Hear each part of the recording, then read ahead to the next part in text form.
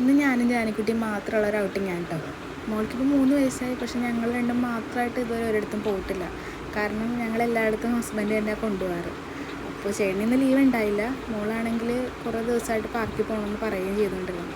അപ്പോൾ ഞാൻ തന്നെ കൊണ്ടുപോകാമെന്ന് വിചാരിച്ചു. ഞങ്ങൾ വന്നത് സെൻട്രൽ സ്ക്വയർ മാളിലെ പ്ലയാസയിലാണ് കേട്ടോ. മോൾക്ക് ഇഷ്ടപ്പെട്ടൊരു സ്പോട്ടാണ് ഇവിടെ വരാൻ നമുക്ക് ഭയങ്കര ഇഷ്ടമാണ്. അപ്പോൾ വന്നു കഴിഞ്ഞപ്പോഴത്തേക്കും മാൾ കുഴപ്പമൊന്നും ഉണ്ടായിരുന്നില്ല. ആദ്യം ഒറ്റക്കായിരുന്നു, പിന്നെ കുറച്ച് ഫ്രണ്ട്സിനെ കിട്ടി. ഇവിടെ ഇപ്പോൾ കളിക്കുകയൊക്കെ ചെയ്തു. പിന്നെ ഞങ്ങൾ ഫുഡ് കഴിക്കാനാണ് വന്നത്. മോള് ഫ്രഞ്ച് ഫ്രൈസാണ് കഴിച്ചേ. പെപ്സി ഇഷ്ടപ്പെട്ടു, എന്നാലും ഞാൻ കൊടുത്തില്ല. അധികം ഹെൽത്തി അല്ലാത്തതുകൊണ്ട് ഞാൻ അധികം കൊടുത്തില്ല. പിന്നെ ഞങ്ങൾ വന്നത് കുറച്ച് നട്ട്സ് വാങ്ങാനാണ്. മോൾക്ക് നട്ട്സ് ഭയങ്കര ഇഷ്ടമാണ്. അപ്പോൾ ആൾക്ക് ഇഷ്ടപ്പെട്ട 2-3 നട്ട്സ് ഞങ്ങൾ എടുത്തു.